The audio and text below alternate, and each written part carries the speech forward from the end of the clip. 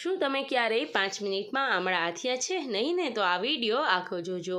હવે આમળા સારી રીતના ધોવાઈ જાય ત્યારબાદ જેટલા કટ આમળામાં લાગતા હોય તેટલા લગાડી દેવાના. મિનિમમ 7 થી 8 આંકા પાડીને તૈયાર કરી લઈશું. ત્યારબાદ એક તપેલામાં પાણી ભરી લીટર જેટલું લઈશું અને હળદર અને મીઠું ઉમેરી સારી રીતે તેને હલાવી લઈશું. આમળા ડૂબડૂબા રહે તેટલું પાણી લેવું કમ્પલસરી છે.